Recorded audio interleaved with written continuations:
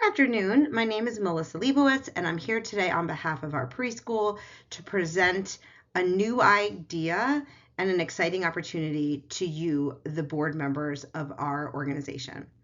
I would like to start by introducing myself. Again, Melissa Leibowitz. I was brought in here as a consultant. I am a professor at a local community college in teacher education, and the director and the assistant director have brought me in to consult and design a mentorship program and to help them oversee it for the current year so that it can be something that can be utilized for years to come with initial support. Of course, it's always important to understand why we would need a project like this or why we would be asking for resources to support something new in our school. It's important that we understand the reasoning and the rationale. So, according to the NEA, the National Education Association, they have estimated that schools pay an average of $20,000 each time a teacher leaves. These costs include hiring, training, and also expenses related to substitute teachers. So, to start off, we want to share how important it is that we bring in, maintain, support, and keep the educators that we hire. So, on average, our school brings in probably 1 to 2 brand new lead teachers a year. So it's not that many. There's 16 classrooms. 1 to 2 are typically brand new, which is good news because that means that we don't have a lot of turnover. That's very positive. But it is pretty average that there is at least one new teacher. And so to invest in these new teachers is a really, really important resource because, first of all, we don't want to have to bring in and start over every single year. As you see, there's this $20,000 a year estimated for the supports.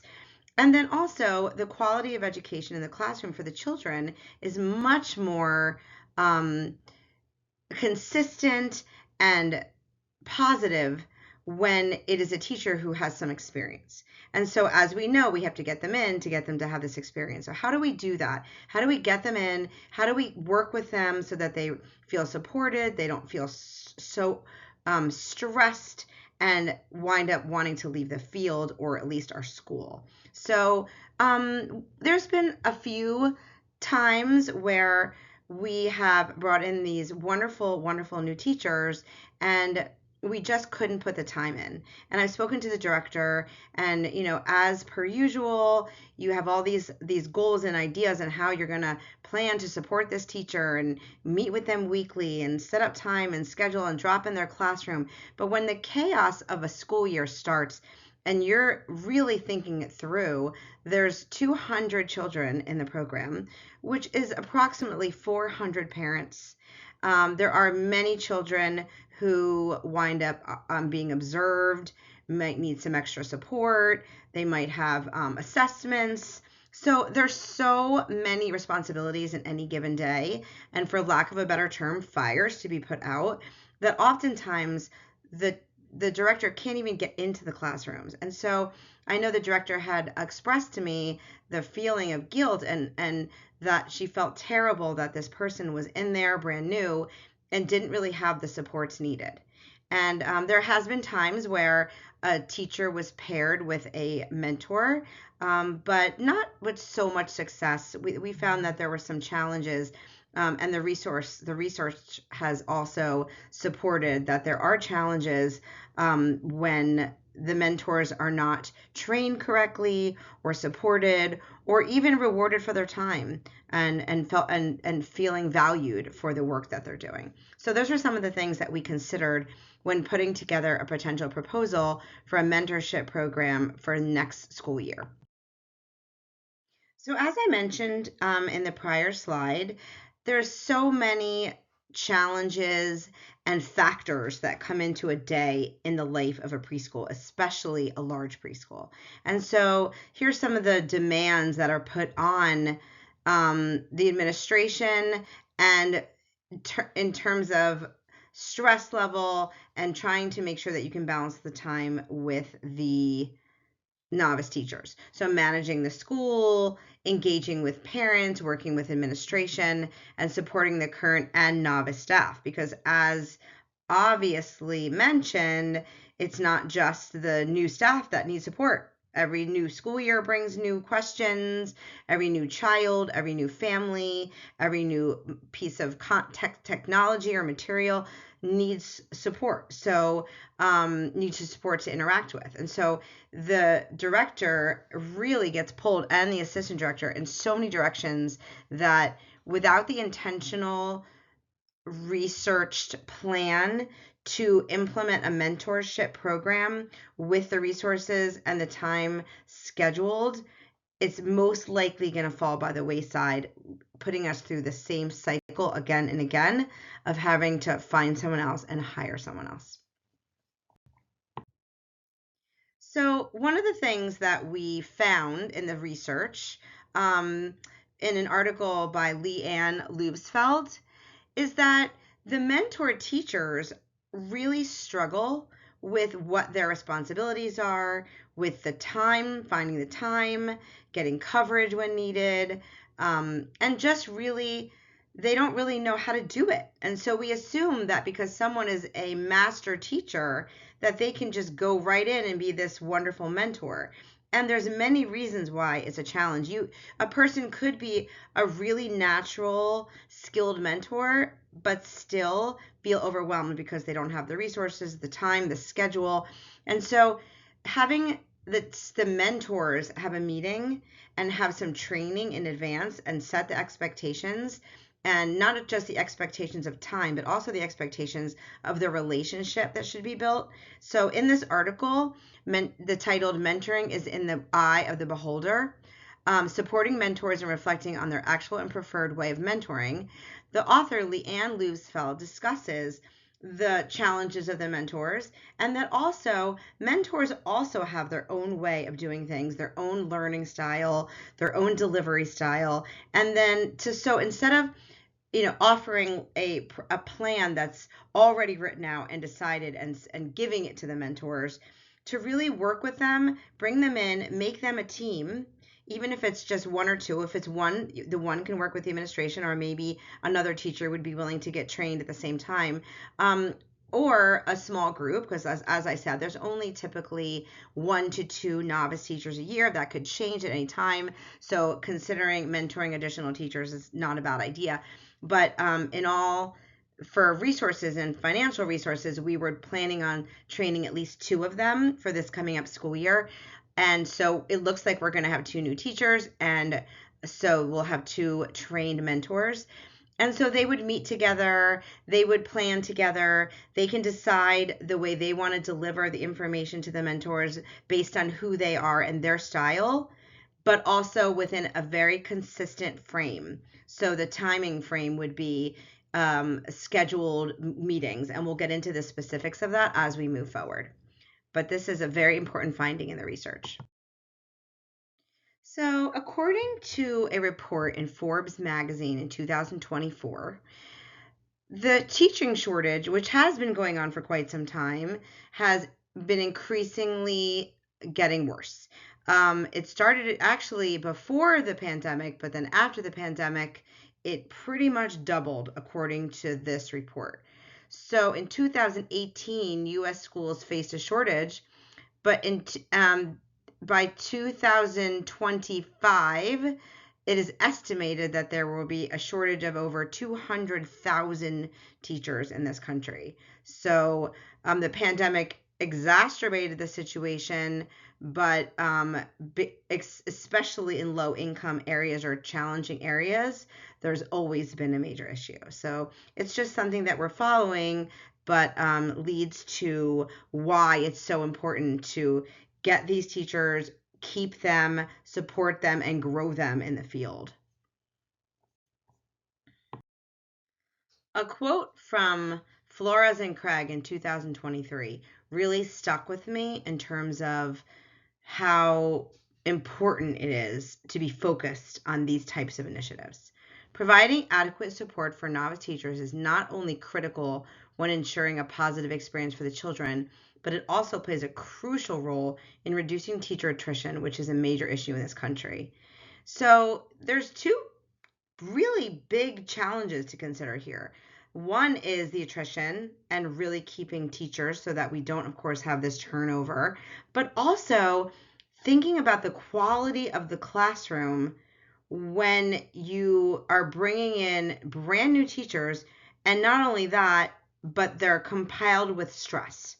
So you're taking a brand new teacher without the experience, adding this level of stress and tension to their day, which is so impactful for children. Children, of course, feel the stress and they feel the disconcertment and they feel the unease and the confusion of a teacher.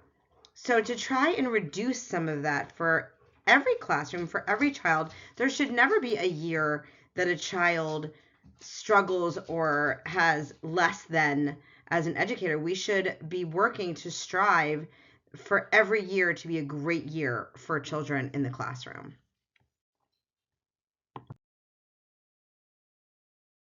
So, to make this project effective, we want, of course, be very goal oriented. So, some of the goals that we thought of, myself and the director and the assistant director worked on these together.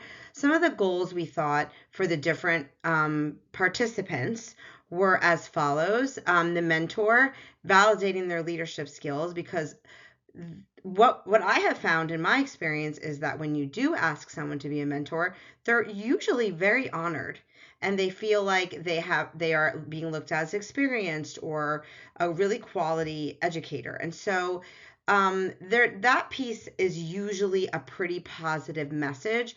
Some people will come back and say, I have too much on my plate, I don't want to. That's okay. But there's still a level of honor when asked. So that's kind of built into the delivery of the project. But at the same time, you're also talking about teachers who are so busy and have so much work to do and so much work to do at home. So we want to be careful that we are maintaining a respectful environment for them as well and giving them support at the same time as we're thinking about giving the mentee the support. Becoming recognized as an advisor, someone that they get some recognition, people are announced as becoming these mentors. And so we want to give them a little bit of recognition.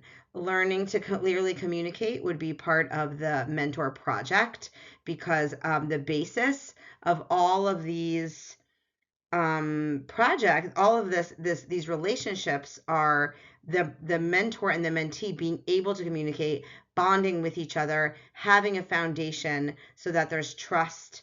And so even if sometimes a message has to be delivered, giving a little bit of feedback that might not be exactly what the mentee wants to hear, the mentor has to sort of learn how to deliver that information in a way that will be productive. Gaining new perspectives. Sometimes the mentor will also learn new ideas and will absolutely have a learning experience from interacting with another teacher and going through their process and maybe figuring out how to coordinate with another coworker, which sometimes also leads to a more positive work environment. And the giving back and the finding the new talent, being part of the big picture, having someone who is chosen to be a mentor means you're really part of an administrative level team, because you are working to do trainings and to really grow and support the educators in the building, and eventually, and in the big picture for our community. The mentee, there's a lot for the mentees to do. Each workplace has its own culture. That some of that can come from a mentor, some of that's just going to come from experience, but it's really good to get some inside information from the mentor. Accelerating their skill development a little bit if somebody's right there with them at times, or having conversations right after a difficulty happens, or maybe there's a parent and there's a challenge with a parent and the mentor teacher can walk them through it as it's happening, or even support them live so that they can learn in that experience. expand their professional network, so getting to know more people, obviously transfer, knowledge transfer, taking the experience and the classroom design and the interaction skills and the classroom management skills from the mentor, and synthesizing them into their own practice in the classroom. Having some confidence and growing personally and professionally.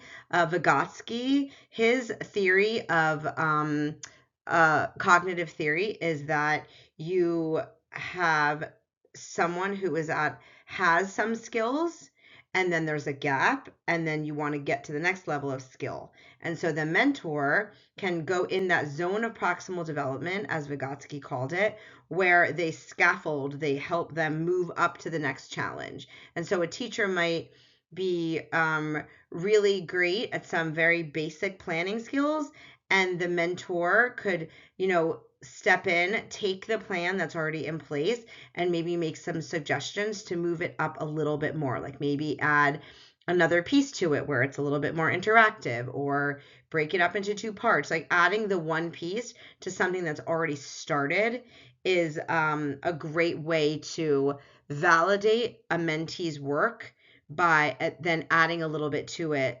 to promote some growth. And so that would be something that would be beneficial for the mentee and the mentor, since the mentor has to work with their group to learn how to do this delivery of information. So both groups would have goals. And I think that is something that's unique to our program, because in much of my research, the mentee is the focus and the mentor is just kind of given the responsibility without having their intentional program of support ready for them as well. And so they sort of have to figure it out. And then if they're stressed or they're out of time or they don't have the resources, they're going to back away from the mentee and cause a whole other level of stress, not just for the two of them, but in the environment. So this would be the major structure of the program, at least to start, and we would do this piece in the pilot over the summer and make sure that all the components worked well, and make some necessary changes if some things come up that we did not consider, or some changes that need to be made. So the first thing we would do is have a meeting with the mentor, or more than one mentor, to discuss what it should look like, what the parameters should be, their responsibility, and give some training on the interaction, and just helping them to talk through some of the things that might come up, and how to deliver information, how to ask questions of the mentee to get them thinking, and some information like that. The next thing they would do is have a monthly mentor meeting, and this would be obviously in the summer, it would be June, July, and August, and in the fall, it would be monthly. So every month, the mentors would get together, or if there's only one mentor, the mentor and the administration or someone from the team would get together and discuss how things are going, and make sure that the mentor feels like they are able to support the mentee or run some challenges by them. Of course, if things come up in the middle, they would be able to check in, but this is just a consistency mark to make sure that there are some meetings on the books. There would be weekly online mentor-mentee meetings after hours. If the participants would rather meet in person after school, that's just fine, but we wanted to give them the option of having the time after work and getting home, and a scheduling time when it was a little less chaotic or hectic, so that the two can really talk about what's been going on in the classroom, the challenges, share some ideas, maybe get some guidance on managing difficult or challenging situations with parents. A monthly mentee group. So anyone that is a novice teacher, I would recommend including the novice teachers that were the year before. So teachers that have made it through a year, they're going into their second year, they would like some of the support, then they could come together, and it could be a little bit more focused on not only their experience in the classroom, but also some professional development specifically geared towards that group, because they might need some different information that the other group might not need. And then monthly classroom observations.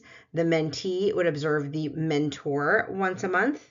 The mentee will observe in 1 to 2 additional classrooms. It could be in the building, it could be outside of the building, and then a monthly mentor observes the mentee. So they kind of switch places.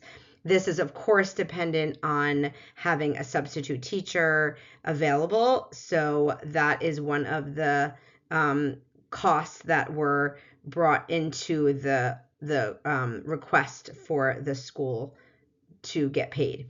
So this would be the structure. We would try this out. I think, again, as I mentioned before, I think a key to make this unique and different than what we've seen before is the support for the mentors at the same time. And as these mentors get trained, then as new mentors come on, the original ones can actually train the new ones. So eventually this can take a step back, even more so from the administration, and this mentor team can be managing this program. And so that would be the goal for the end of the involvement with the administration, and just really having this a team program that the mentors almost form like a committee, or there could be a committee chair and someone who's really just organizing these and running them in-house, instead of, like I said, leaving everything to the director or assistant director. So now that we shared with you the idea for the design of the program, I would like to share the action plan that we had in mind. So the first piece would be the hybrid mentor-mentee system. And so we would be basically, when I say hybrid, I mean it would be either online or in person, depending on the nature of the situation or the nature of the availability of the team. And so of course, if it's an observation, it's in person, and so that, is something they'd have to organize during the day. But the meetings will have some flexibility. And so we're going to ask the mentor and mentees to decide together if it's better for them to meet in person after hours, like right after school, or if it's better for them to meet online after hours in the evening. But it will be up to them. And since we are offering, to give them a stipend or money towards this process, it takes away from the inappropriate ask for teachers to do things outside of the workday, which is so common in education. So we would build that in and take away that feeling of being overworked, and and not being provided resources for that work. So that takes away that little piece of resentment that often happens with teachers as well. So they can make those choices. And so based on all the different meetings that are part of the plan, the mentor meetings, the mentee mentor meetings, all those pieces that we scheduled in would have the option of being online. We would pilot this program as it was reviewed in the last slide. We will pilot this program over the summer. It's probably going to be around the same amount of new teachers as the school year, because in the summer there's a lot more turnover actually than during the school year. So it gives us an opportunity to work with a novice teacher, and they're not always the same teachers that will be there in the fall. But if there is someone in the fall, then we could get the work started with them.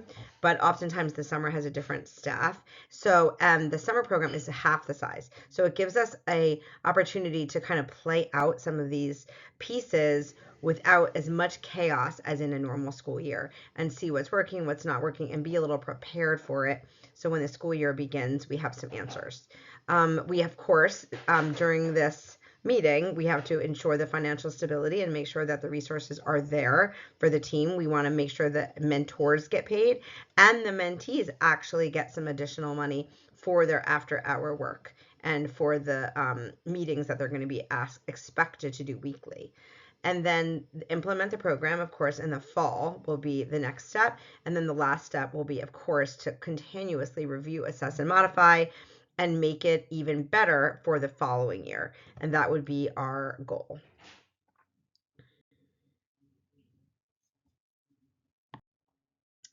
So this was the suggested amount of investment for the year. And when thinking about this is for one teacher.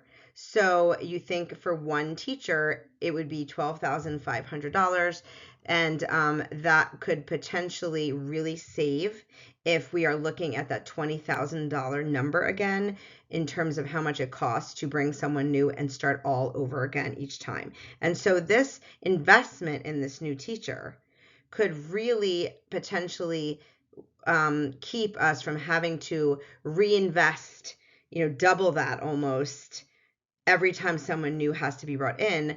Plus, it's increasing the quality of the program by having the teachers stay, remain connected with the rest of the teachers, and really bring this experience to the classroom that is necessary so that the children can have the experience that they deserve. So this amount includes a thoughtful stipend, and also just gives them a little bit of the feeling that they don't have to go home and do this work without getting paid. And that's often a complaint that we hear from teachers, that we're asking them, or they kind of are expected to do this extra work, and they're not getting paid for it. And so we already have staff meetings built into the contract, so that's not an additional investment.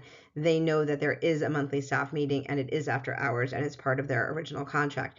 But for this special program, there would be a stipend involved for the people that are involved. And so this is the 1 hour is the 2,500, which is for the mentee. And then the 2 hours, thinking about how much work the mentor needs to be put in per week, it would be a $5,000 a year stipend for the mentor. And so we're really putting this investment inside in these people that we are honoring as expert teachers. We're giving them a really nice stipend to take on this really important leadership role. And so, and as I had mentioned earlier, to build this team of leader teachers eventually is going to have even more positive impact on the quality of the school and the supporting of the teachers that is really, really necessary to keep a healthy faculty and group of teachers just happy and satisfied and supported, and hopefully will stay.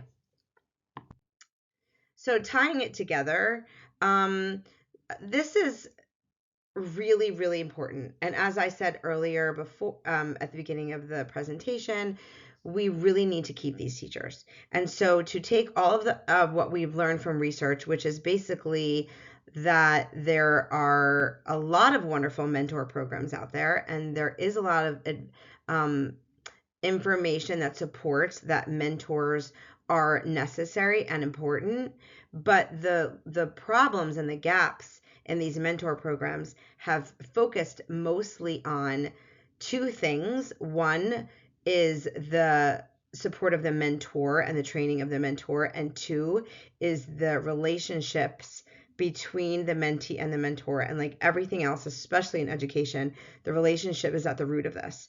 And so if we are working really closely to support these mentors, help them build these relationships, stay with them to really get them trained and feel good about these leadership roles, then go in and really support their mentees, we're hoping that this will make a quality mentor program that will, in the end, have a very large quality and financial impact on our program.